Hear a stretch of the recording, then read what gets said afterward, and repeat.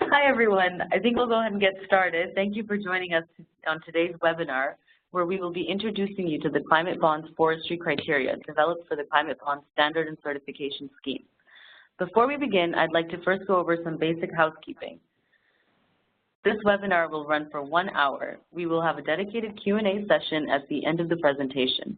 You can submit questions at any point during the webinar by using the Q&A panel at the top right-hand corner of in the webinar platform. If you are phoning in, you can submit questions by emailing them to katie@climatebonds.net, KATIE@climatebonds.net.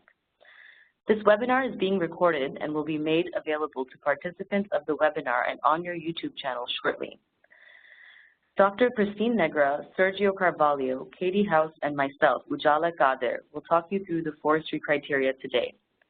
Dr. Christine Negra of Versant Vision LLC supports the Climate Bonds Initiative in developing sectoral criteria for terrestrial and marine systems, including the forestry criteria.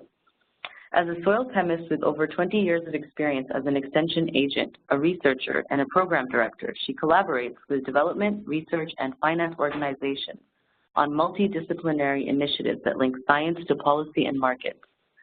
Christine has acted as lead of the technical working group for the development of the forestry criteria. Sergio Carvalho is a senior environmental analyst from the Brazilian Ministry of the Environment, currently on a sabbatical to develop PhD research in the School of Geography of the University of Oxford. He has worked with multiple agencies in the Brazilian government with protected areas and forestry, and his research focuses on financing conservation policies.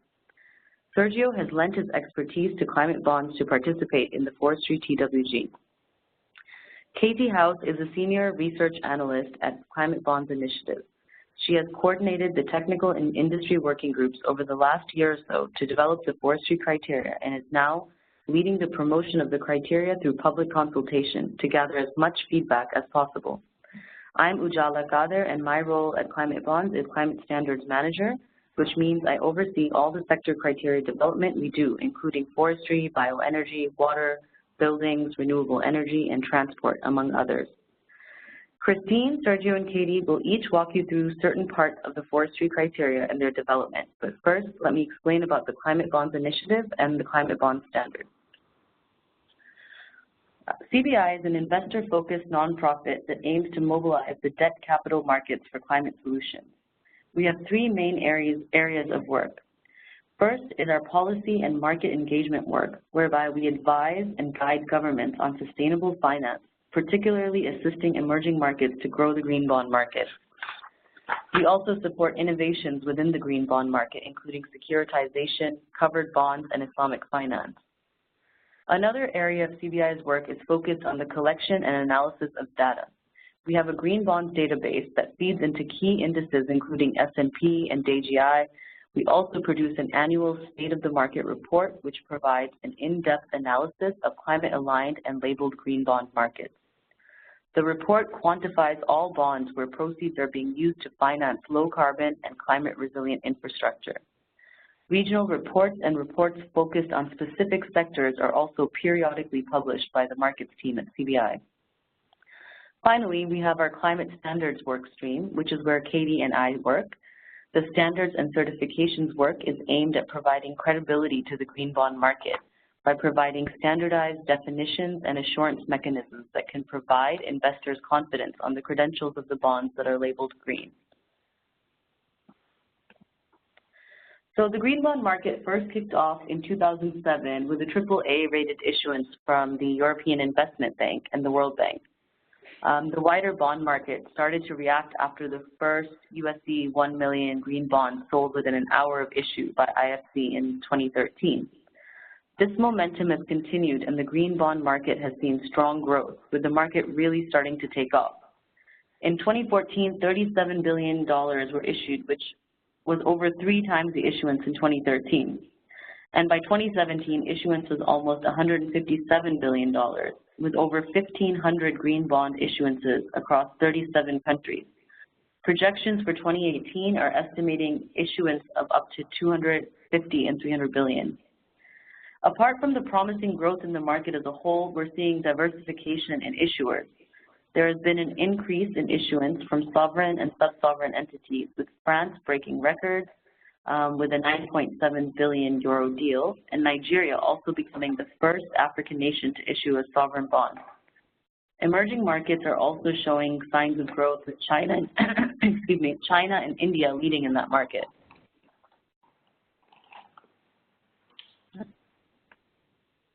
So the climate bonds and certification scheme is a fair trade-like labeling scheme for bonds. It's designed to be a tool that's easy to use by investors and issuers and helps them to prioritize investments that can really contribute to address climate change. Confidence in the climate objectives and the use of funds intended to address climate change is fundamental to the credibility of the market. Trust in the green label and transparency to the underlying assets is essential. CBI created the Climate Bond Standard and Certification Scheme to provide this trust and assurance and scale to the market. The standard is made up of two parts. There's an overarching standard, version 2.1, which details the management and the reporting processes. And then within that, we have sector criteria that detail out the requirements that assets must meet within each sector to be eligible for certification. So a key consideration in developing sector criteria and the standard as a whole is to support rapid transition to a 2-degree or 1.5-degree pathway. The Climate Bond Standard recognizes that small improvements will not be sufficient to meet the targets of the international community and that drastic step changes are needed. The sector criteria are rooted in emission trajectories consistent with this rapid decarbonization and will address adaptation and resilience in addition to that.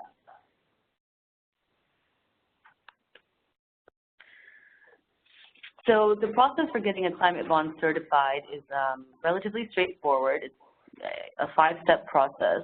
The first step in the process is to prepare the bond, which means identifying the assets that meet the relevant sector criteria and compiling all the supporting information. Then the issuer would create a green bond framework, which sets out how the proceeds of the bond will be used. The next step is to engage a verifier. So Climate Bonds approves verifiers and for pre and post issuance, and those are available on our website. So the issuer will engage a verifier and provide them with all the relevant information that they've prepared. And then CBI will receive a verifier's report that will give assurance to us or to the standard that all the requirements have been met. Then the third step is that we issue a certification and the issuer gets that. They submit the verifier's report and an information form, and in return, after reviewing that, we provide certification mark. Then thereafter, we confirm that the certification is still valid after post-issuance. So within 12 months of the issuance, the issuer, through the verifier, submits another report, just confirming that the use of proceeds continues to be in line with the criteria. And then finally, we require an annual report. It's a relatively simple report that is submitted each year for the term of the bond, and it provides bondholders and the Climate Bonds Initiative assurance that the bond continues to be aligned with the sector criteria. So as of now, we have this slide is showing where we have sector criteria available, in which sectors we are in development, and ones that we plan on launching in the near future. So as you can see, we have quite a number of sector criteria available in the energy sector, with wind, solar, geothermal, and marine renewables. We also have transport, water sector, and building. So these are established criteria. Then in development, as forestry, as we're discussing today, but in addition to that, we're working on waste management, bioenergy, hydropower, and agriculture, and also grids. And in the near future, we plan on launching shipping criteria and ICT, and in some industry criteria. So I'll now pass over to Christine to discuss the development process of the forestry criteria. Thanks very much, Ujala, and thanks for the framing of the process. So we can just advance right to the next slide, if you would. Let me use this slide as an opportunity to walk you through all the work that led up to this stage of the public consultation, in which through the website you can access both the criteria and the background document. And this work began actually quite a few years ago, originally in the context of trying to develop land use sectoral criteria for all of land use, so forestry, agriculture, and other land uses. And so in that learning process of working with the technical working group, the industry working group, and others, we have refined that criteria to focus in larger subsectoral categories, in this case of forestry, which we've led the process. So how does this all begin? It begins with a scoping exercise inside the CBI team and with the lead specialist. And we begin by doing an issues paper, which is really meant to understand the terrain, which has to do a couple of things. It has to really understand the general framing timbers that are offered by the science base, the knowledge base, the experience base, that is going to inform the criteria for determining when could an investment in forestry assets actually generate a meaningful climate benefit for mitigation, adaptation, or resilience. So we start by trying to set a general concept about what that is, and then based on what we see within that initial scoping paper, we do a really critical step, which is to convene a technical working group. And this involves identifying individuals that represent different geographic areas, different scientific and other practitioner expertise that cover the waterfront, as it were, of what we've identified in the initial scoping paper, so that we make sure that as many areas as possible are represented by individuals actually serving in that capacity. And we begin to convene that group, and it's a rolling series of ongoing desk review, it's review of scientific materials, and very importantly, engagement of the technical working group members to be able to transform from that initial short issues paper to what the ultimate repository of the knowledge that we accumulate and mobilize for this purpose into this rather long background document. The criteria document is sort of the shorthand that says if you're ready to certify or attempt certification, here's how you do it. The background document is where we house the science base, the knowledge sets, and the underlying rationales for the decision. So they're meant to be complementary to each other. And through a series of convened conference calls and interim work in between, we move towards a place where we have a draft proposal around key criteria. So something that's the thing has taken shape and we have a general sense of things. That's when we move to engage with the industry working group.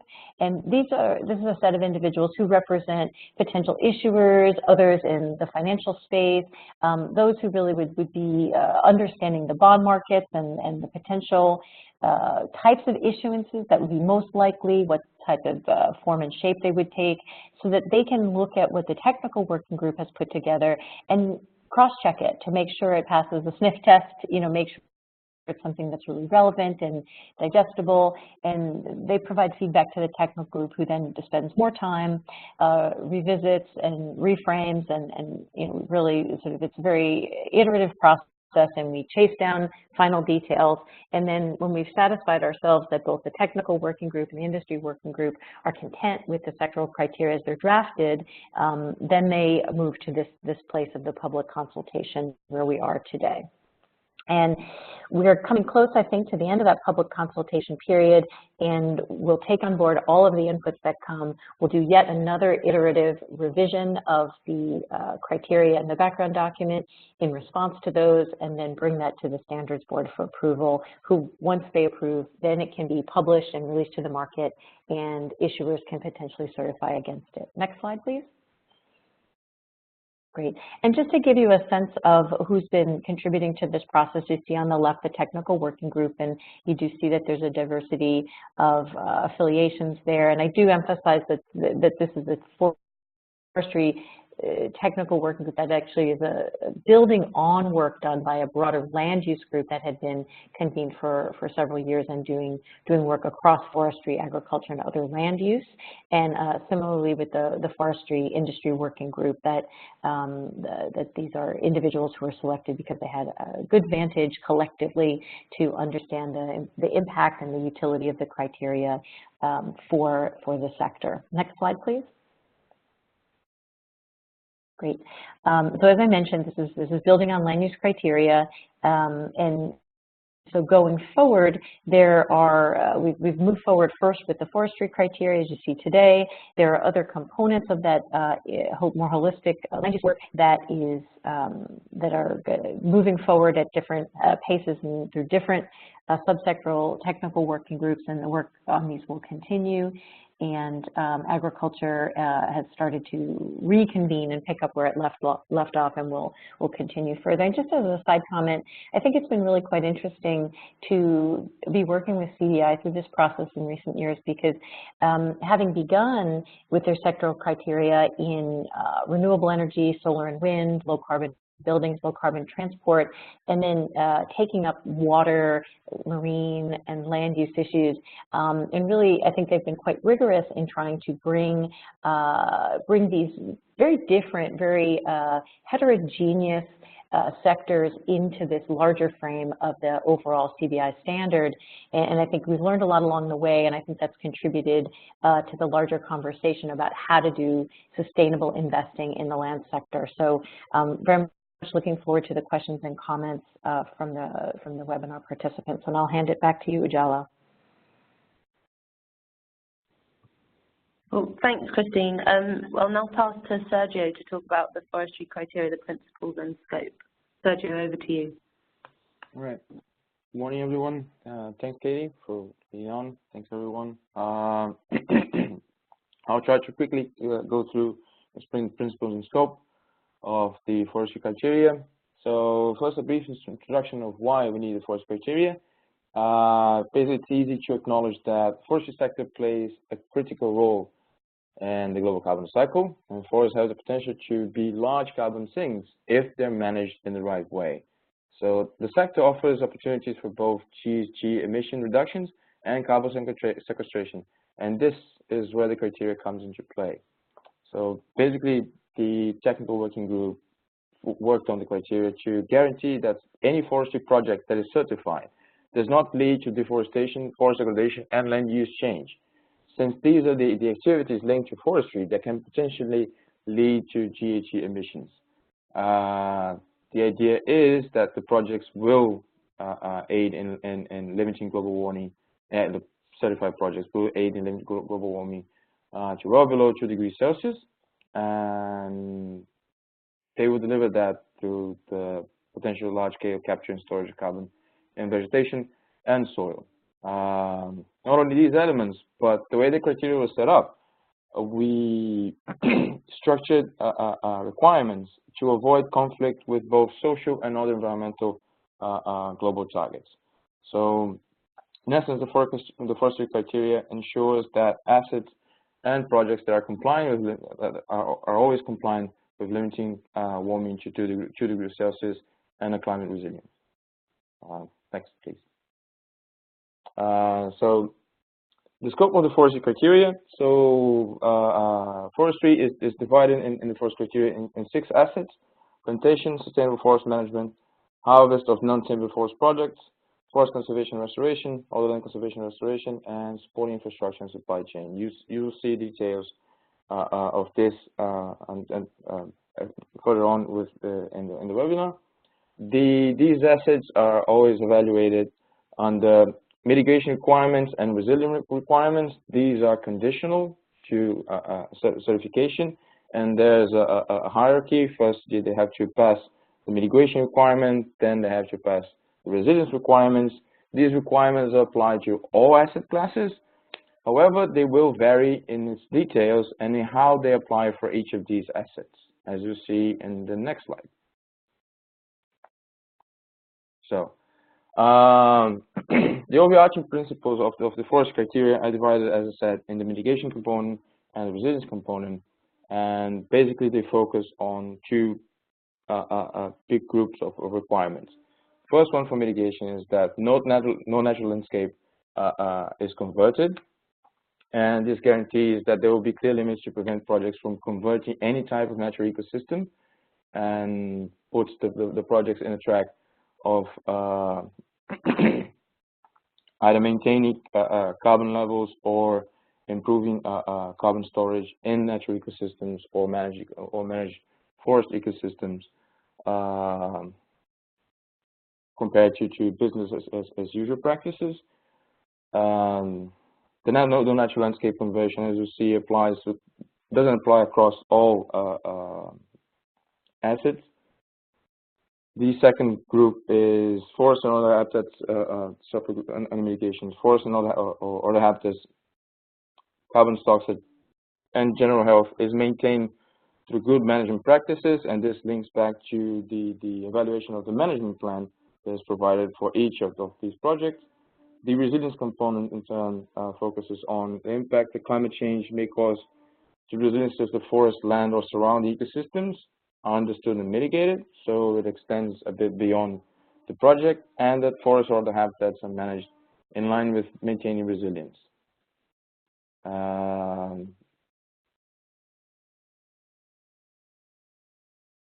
Yeah, I guess that was it. Thanks, Sergio. So I'll take over now. So we've just heard from Christine and Sergio about the development process and the overarching principles, and now I'll go on to explain how we expect compliance with these principles to be shown for the different types of forestry that are within scope for these criteria.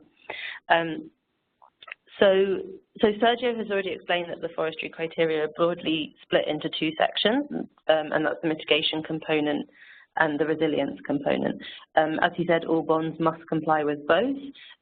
All must pass on a mitigation front and on a resilience front, but depending on the types of projects, compliance can come in different ways.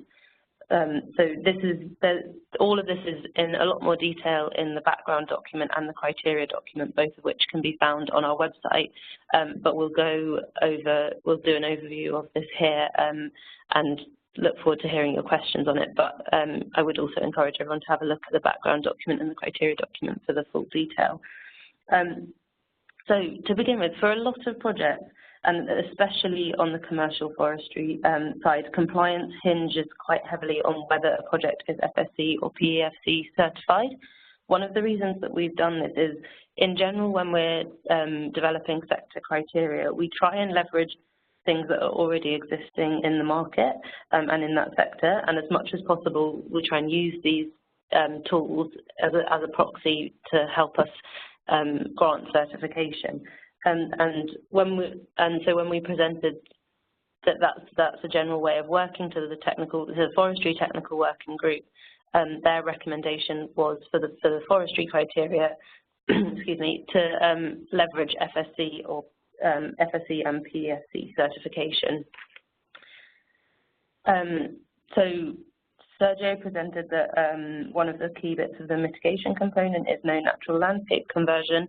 FSC and PEFC certification can both be taken as a proxy, can both be taken to show that this is the case. Both have rules about when natural landscape conversion is not acceptable, and for example, in FSC, there's no natural forest conversion since 1994. If PEFC is since 2010. So the cutoff year that we've specified in our criteria is no natural landscape conversion since 2010. The second part of the mitigation component is that forests and other habitats are generally managed and maintained in good health, and FSC and PEFC certification can both also be taken as a proxy to indicate a well-managed forest. So where FSC and PEFC certification is held, this goes a long way to proving that the mitigation component has been met for those types of forestry. In cases where FSC or PEFC is not required or not held, then project must comply with the management plan instead, and I'll go through the details of that management plan on the next slide. Then the third area for compliance is that all must comply with the adaptation with the resilience component. The resilience component is an adaptation and resilience checklist. I'll also go through the details of that on further slides. So the forestry criteria management plan. So the compliance with the management plan is necessary when projects are not FSC or PEFC certified. As of the slide that had all the kind of ticks and crosses on earlier shows that FSC or PEFC certification is not required if a project is a purely restoration and conservation project or if it's smallholder forestry. And I've got a slide later on to talk a bit more about that smallholder distinction. So in the cases where FSC and PEFC certification is not required for climate bond certification, then compliance with the management plan is necessary. When we were designing the management plan, we tried to design it not to be prescriptive about exactly how a forest is being managed, but we wanted to pull out the areas that it was really key that there was management being done in, and there was a plan for the management in those areas. How the management is actually done is up to the issuer, and we recognise that that's probably going to be different depending on the type of forest, depending on the location. But what we're asking for here is evidence to be provided to the verifier that all of these areas are being considered and that all of these that there's some active management going on in these areas. So the 8 areas that we've pulled out as there having to be some active management in is soil health, water management, fire management, riparian areas protection, biodiversity management, species selection, chemical use, and forest protection. When we were designing this management plan, we also kind of so we designed the management plan in isolation. We then cross-referenced it to FSC and PEFC, the certifications, to see if those are really covering these areas that we've pulled out as being very important. And in conclusion, that if you are FSC or PEFC certified, then that is proof enough that you're kind of actively managing these areas. And then when in the case that they're not FSC or PEFC certified, then we require some evidence of management in these 8 areas. We expect that compliance is probably going to come from either a management plan or an environmental impact assessment, or it might not be just one place. It might an issuer may have various sort of procedures laid out and commitments that they can point to prove to a verifier that they are managing these areas. In other sectors, we've seen evidence coming from national legislation. So an issuer can show that the national legislation that applies to them is strong in these areas and that they are complying with that, and that could also be proof that they're in compliance with this management plan. Okay, moving on to the resilience checklist.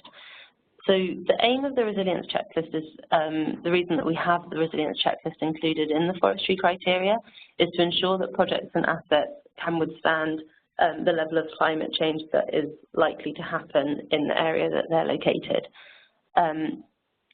For example, this could be the impacts that they could be having to make sure they can withstand could be things like lower water availability, higher temperatures, stronger winds, anything that climate change is likely to exacerbate or bring to an area. This requirement applies to all projects and assets seeking certification. So every single type of forestry project and asset, if it wants climate bond certification, will need to comply with this resilience checklist.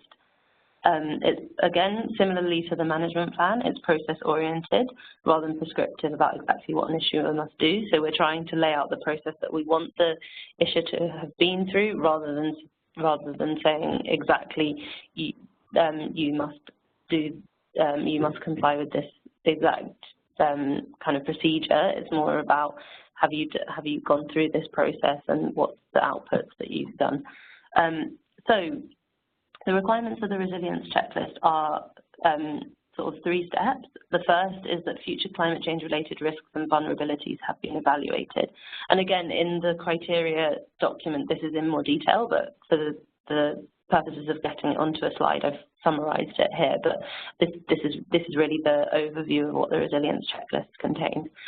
Yeah, so as I said, first off, they must show that future climate change related risks and vulnerabilities have been evaluated, and they must link to some credible source to show where they're pulling the likely climate change related risks and impacts from. So some kind of climate modelling, it should be peer reviewed.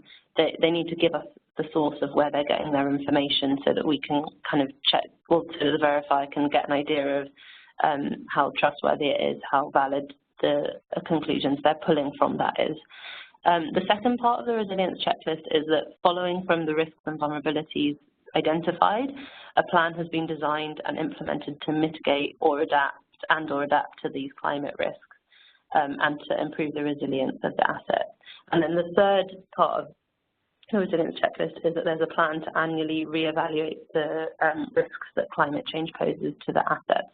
And that's in recognition of the fact that all of the sort of changes within the climate change is predicted are all on trajectories, and that's changing all the time. So this is something that needs to be reevaluated regularly.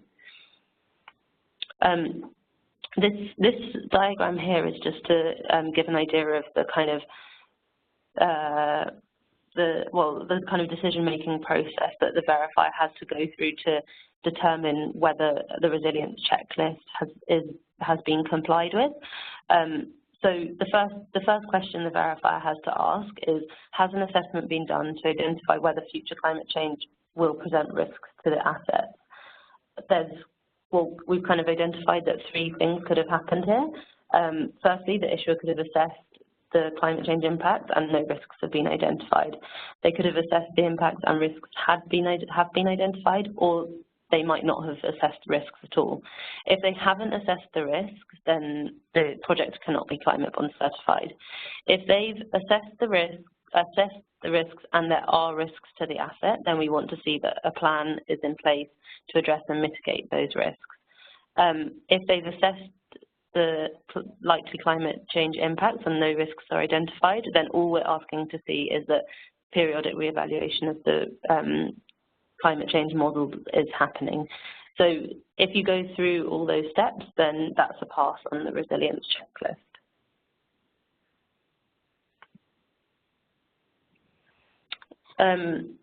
So one exception to the rules that I've specified above is on smallholder foresters and smallholder issuers. So the exception we have here is that smallholders do not have to hold FSC or PEFC certification. Instead, they can comply with the management plan. And the reason that we've put this exception in is that basically it was thought that some smallholders will not hold FSC or PEFC certification purely because of the cost of getting FSC or PEFC certified. And we didn't want to exclude them just on that basis because we recognised that they could be still operating very well managed forests that should otherwise comply.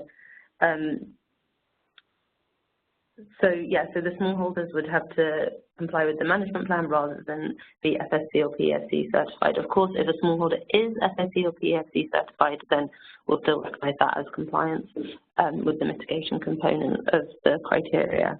All smallholders still must comply with the resilience checklist. Defining smallholders was something that took up quite a bit of conversation in the technical working group, and we wanted to pull out definitions that have been used in the market before, and so the four definitions you can see below are ones that have come from FSC and PEFC, and so to be able to comply with this distinction, then the issuer must fall into one of those four categories to be recognised by this certification as a smallholder. There's also a few exclusions to the forestry criteria. So these are types of projects and assets that are out of scope for the criteria that cannot be certified using the forestry criteria. And those are agroforestry, bioenergy facilities, aircraft, afforestation, reforestation, or restoration of former mined land and installation, upgrade or maintenance of fertilizer production equipment and facilities. The reasons for those exclusions: so for agroforestry and bioenergy facilities, we have other criteria in development that are going to cover those facilities. And with our sector criteria, we need to try and draw clear boundaries on what applies into which criteria. So for those two, so agroforestry will sit with the agriculture criteria, bioenergy facilities sit with the bioenergy criteria. Aircraft, there was a recognition with the technical working group that aircraft could be used possibly for surveillance or fire protection, but we're going to exclude them from certification until we come to tackle aircraft and sort of have a better idea of what our criteria around them will be.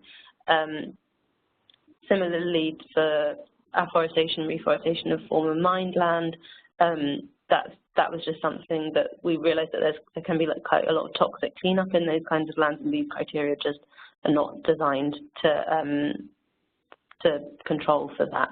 And installation, upgrade or maintenance of fertilizer production, that can be quite an energy-intensive process. One of the areas that we are going to be developing criteria in soon is industry, so hopefully that will be able to sit in with the industry thing, recognising for the fact that it can be quite energy-intensive. So I think this is my final slide before we open up to the Q&A session, but just to finish off, to specify the reporting requirements that we've established for the forestry criteria. The issuer must provide to the approved verifier the information necessary to demonstrate compliance. Our verifiers don't go into the field. Their verification is a desk-based report, so the issuer must be able to provide the information to them sort of in papers and things like that for them to make a judgment on whether the criteria have been met. There's 3 stages of reporting, and this kind of goes back to the process that Ujala explained at the beginning of this webinar. There's pre-issuance reporting, post-issuance reporting, and annual reporting thereafter. The pre-issuance reporting happens before the bond is issued, and that's to say that the plan for the use of proceeds is aligned with these criteria. Post-issuance is a confirmation after the bond has been issued that that's still the case, and money has proceeds haven't been allocated to projects that are not aligned with these criteria. And annual reporting for the term of the bond is then a confirmation that the projects and proceeds all stay aligned with this forestry criteria. And as I said, all requirements must be maintained in compliance for the duration of the bond.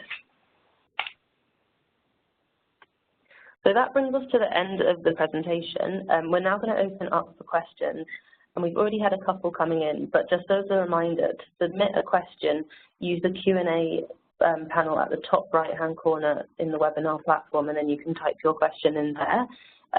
Ujala will then read it out, and Christine, Sergio, and myself will answer. If you're phoning in, you can submit questions by emailing them to katie@climatebonds.net. So over to Ujala for our first question. Great, thank you, Katie, for that overview. So we have quite a number of questions coming in. I'll just start with the first one. Do issuers need to meet both mitigation and adaptation and resilience requirements? Do you want to answer that, Yeah, Katie? I can take that one. Yeah, so the way these criteria have been set up, issuers have to meet both the mitigation and the adaptation, and the resilience requirements. We've got a similar structure in lots of our sector criteria. So bioenergy recently went out, and that's just in recognition of the fact that resilience is just as an important factor for these types of projects as mitigation. So yes, all bonds will have to meet both parts of that criteria. Okay, great. Okay, another question we have coming in. What if an issuer has both plantation forestry assets and sustainable forest management assets? How do they get certification? I can take that one as well. So if an issuer comes in with a mixed portfolio, so it could be plantation forestry assets, and sustainable forest management assets, or it could be a mixture of commercial forestry and restoration and conservation forestry. The projects will have to meet their separate parts of the criteria. So the commercial forestry or the plantation forestry projects will have to meet that part of the criteria. The sustainable forest management assets will have to meet that part of the criteria. So it may be that an issuer will have to meet a couple of different kind of streams of the criteria. And then in terms, and then we can also see another type of mixed portfolio, which is when an issuer comes to us with, say, renewable energy and energy assets and forestry assets. In that case, they then will have to meet the other sector criteria that's relevant. So say they came with solar projects and forestry projects, then they would have to meet the solar criteria and the forestry criteria. And this is quite a likely scenario. We do see mixed portfolios quite a lot, especially when you're talking about kind of the banks and sovereigns, the bonds that they bring to the market are generally mixed. All right, great, thank you. Okay, we have another question coming in. The question is, FSC certification has come under heavy scrutiny. Greenpeace International withdrew recently. How do you justify the decision to accept FSC certification as verification for a green bond? I can jump in on that one, unless Christine or Sergio, do you want to? Take a start and then we'll supplement. Yeah, sure. So yeah, we had quite a lot of conversation with the technical working group about whether or not to pick up FSC, like use it as a proxy in these criteria, and recognize the kind of pros and cons for doing that. One of the ways that we kind of justified using it is, before we decided to use FSC, we set out the requirements that we would want to set on a forestry project. So that included the no land conversion and then the requirements of the management plan. So we did that in isolation from looking at the FSC certification. We pulled out the things that we thought were going to be most important from a climate perspective. And then once we'd done that, we then had a discussion about what the proxies were that we could use to leverage, so that we could use to show verification, and then kind of cross-check the FSC criteria against the criteria that we were specifying, and found that actually that they were, a lot of the scrutiny from FSC wasn't coming in the areas that we had criteria, and actually it was quite a good proxy for showing that those areas are being sort of met and managed. And the other thing is we have to recognize that we don't go out, and that our verifiers won't go out into the forest and don't do like lengthy checks on the forest. So we have to kind of use these proxies where we can, and FSC and PEFC are something that's used a lot. So we did want to, if possible, we did want to kind of leverage that. And just as a reminder, it's not, if a forestry project is FSC certified, that's not 100% of the way to getting climate bond certification. It just takes you part of the way. And then you still have to comply with the resilience checklist. FSC doesn't confirm that no peatlands have been converted to forestry. So then you also have to, the issuer would also have to confirm that no peatlands have been converted. So there's certain other checks in there. FSC is not the entire of the check that will then lead you to get certification. Sergio, Christine, I don't know if you've got anything to add to that. No, Katie, that was really helpful. And I think just as a big picture reflection and harkening back to the points I made earlier about as CBI moved from renewable energy and buildings and transport into arenas like water, like land use, like marine, this is a very typical case where the infrastructure that's available for monitoring information, for widely agreed criteria related to climate, and of course the climate bonds is focused on the climate dimensions and not all dimensions.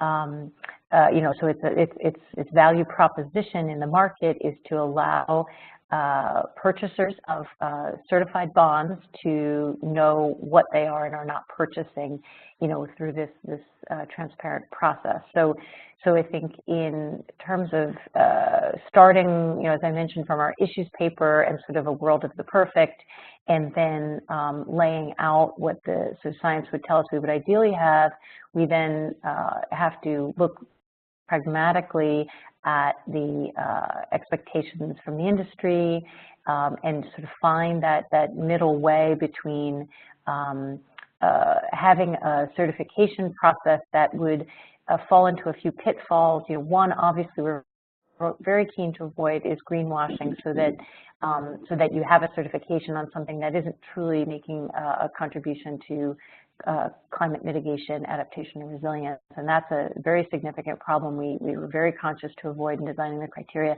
But the other would be to have criteria that are either so stringent that we never see any certified issuance, or that we have criteria that are so burdensome with regard to requiring bespoke, in-field monitoring that the cost could never justify certification. We also had to balance that as well. So just to give that big picture view to the way that the criteria process advanced over the period of time that we were doing this work.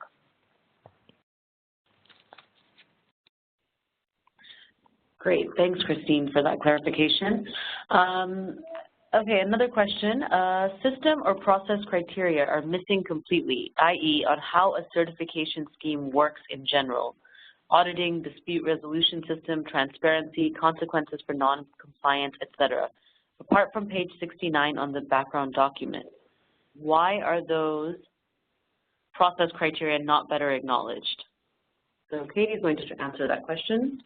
Yeah, so this, I can just explain a bit more fully exactly how the climate bond standard is set up.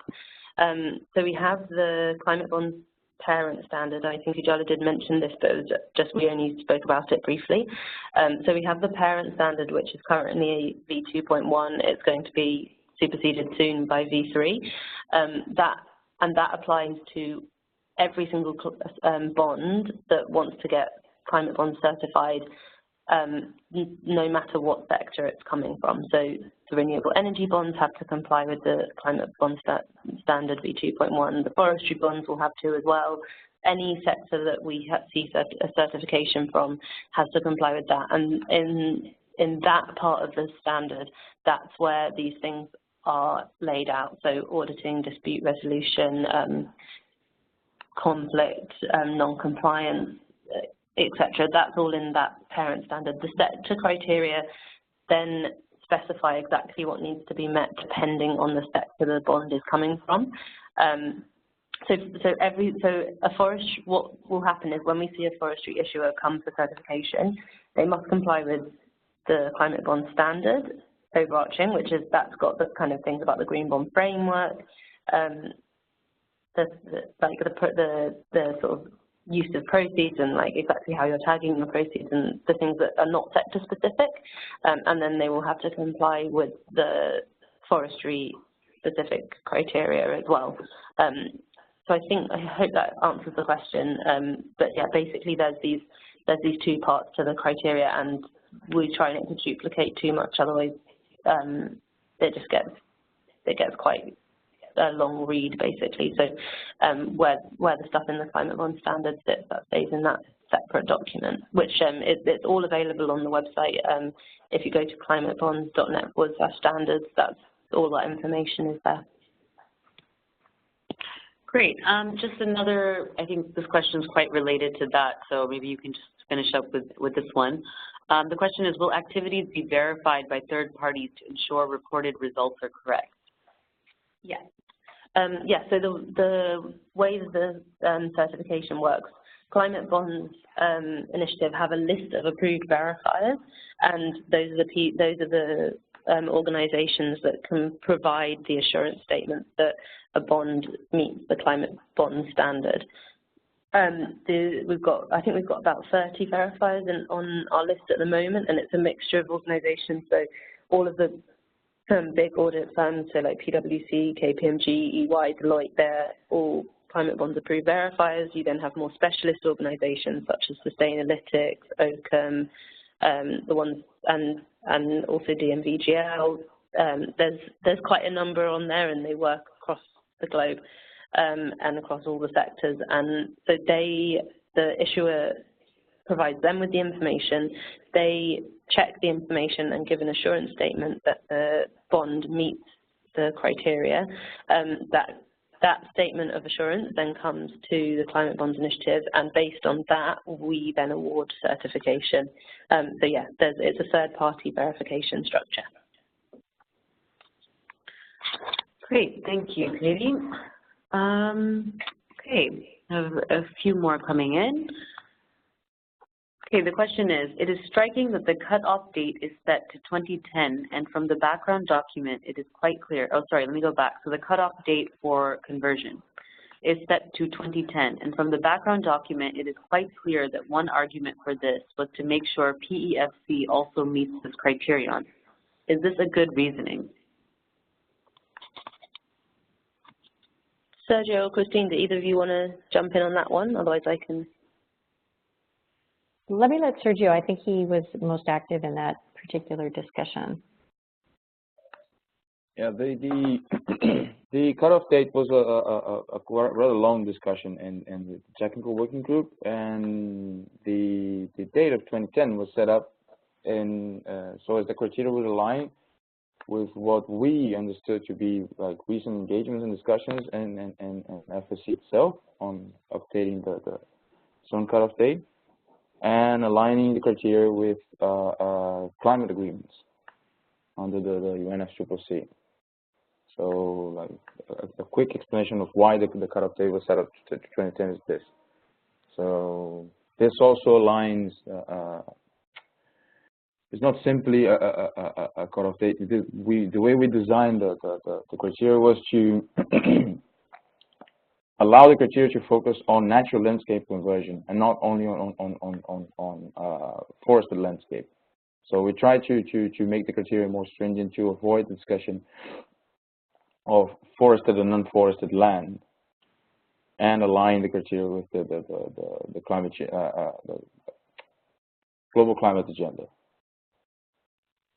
Thanks, Sergio. I think also just one of the things that there was quite a bit of discussion about in the group was there was arguments for not setting the year for land conversion too long ago, because we do also want to, in land that has already been converted, we wanted to encourage sort of like rejuvenation of that land and regeneration.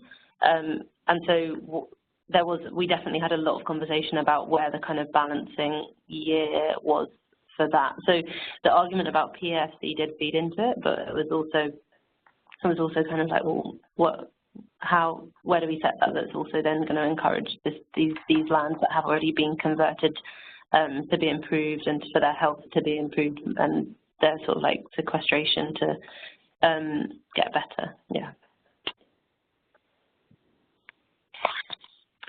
Okay, great, thank you. Okay, next question. I'm going to try to go through as many as we can. We have a few minutes left. Maybe we can get to one or two more questions before the end of the webinar. Could you clarify what products would be included under the NTFP requirement?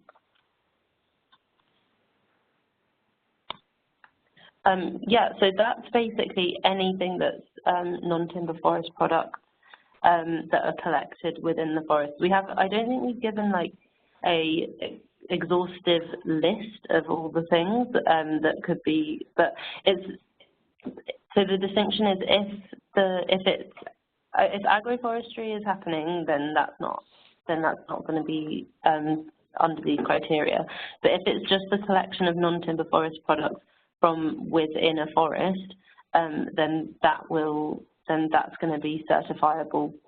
And the basic requirements on the NTFP part is that if you're doing non-timber forest product collection or harvesting within a sustainably managed forest, then you need to comply with the the sustainable forest management requirements. If you're doing an plantation forest, then you need to comply with the plantation forest requirements. So certification under that kind of stream is still very dependent on the type of forest that you're working in. If that makes sense, I think. Okay, but just in terms of examples of NTFP that we discussed within the technical working group is natural oils, nuts,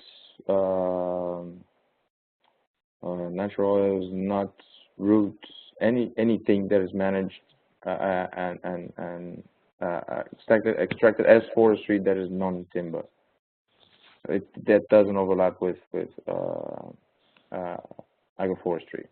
And the idea of not presenting a list is that we can present an exhaustive list of it. So I think we decided not to go for the examples.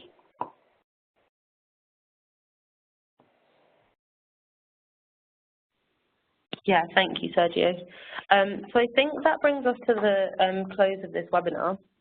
Many thanks for attending, and thanks again to Christine and Sergio for participating in this webinar and giving us kind of a flavour of the technical working group discussions that were had. Public consultation for the forestry criteria closes on the 20th of July, so that's in just under 2 weeks. So if you have any further thoughts, feedback or questions, then please send them on. Also, I recognise that there's quite a few questions we didn't get to, so thank you for being very active on the Q&A, and we'll try and email back with questions. We'll be posting a recording of this webinar online, and I'll email that around so that then if you want to listen again, or if you have other colleagues that want to listen into the criteria, then please share it.